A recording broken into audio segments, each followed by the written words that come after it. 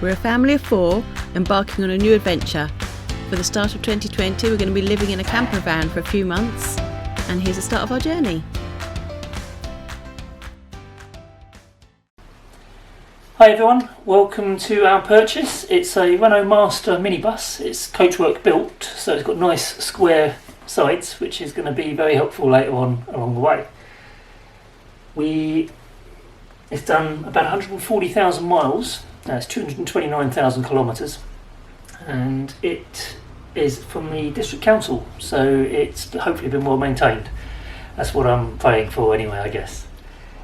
It doesn't have an MOT at the moment, and it had a couple of things wrong with it. We got it from an auction, so you kind of go against it a little bit there. But it had a front headlight that we noticed beforehand that needed replacing. I've done that this afternoon, and it's got a rear light that needs replacing as well, which I've ordered one off of eBay. So hopefully I'll have that and just book it in for the MOT next week. So I'll show you the rest of the van now, or the minibus rather. What I really like about it is plenty of headroom. I'm 6'4". I can stand up in the front here. It's got a nice cut-out bit with a shelf that goes round. So I've got my tools up there at the moment because I've been having a bit of a look at stuff before we started videoing. Got told not to do that because I had to show them before and after, but this is pretty much as close to before as you're going to get. So yeah, they're all up there. I can stand up. We might actually change that and put a bit more storage space up there, because it will obviously be nice to have more storage space, but I don't know, I do kind of like it, so we'll have to see how that one pans out really.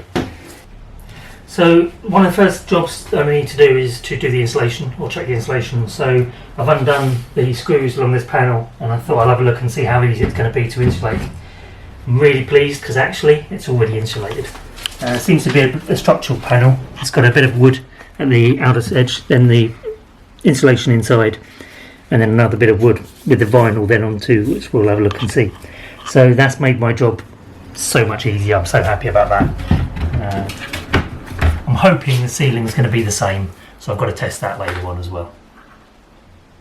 One of the things I didn't realise and didn't notice before the actual auction itself was that this has got air conditioning already installed.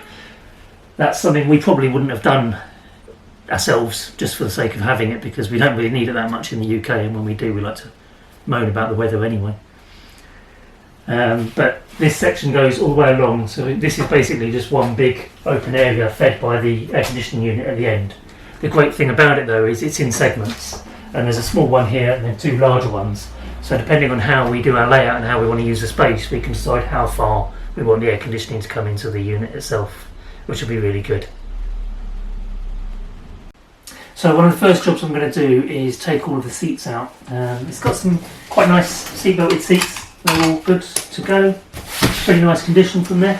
They're using an unwin extract system, which makes them quick release.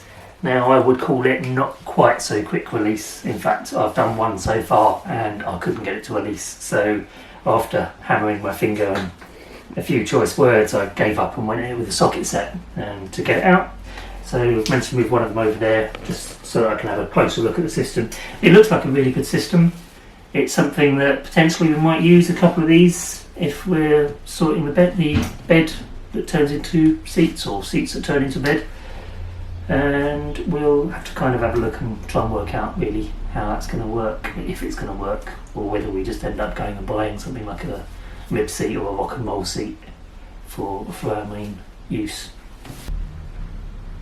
So it's got some cool seats in here, they look really good, and these ones in particular, if I can work out how to do it, folds them flat, and then actually you can fold them up against the side. I guess they did that for wheelchair access, which would make it a lot easier.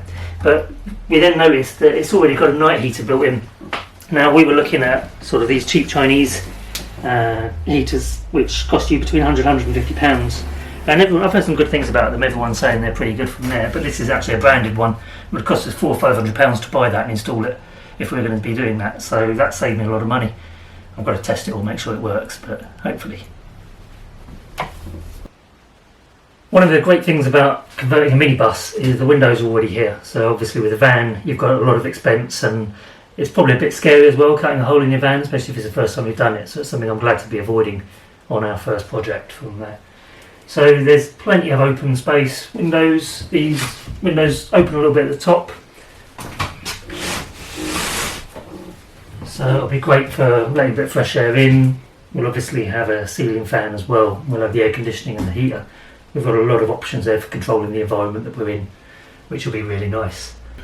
One of the other aspects of having this minibus is the back doors. It's got a double door, it's like a patio door for your home, which everybody wants, don't they? The amount of light that's going to let in, along with the windows, we're just going to be bathed in light when we want to be anyway.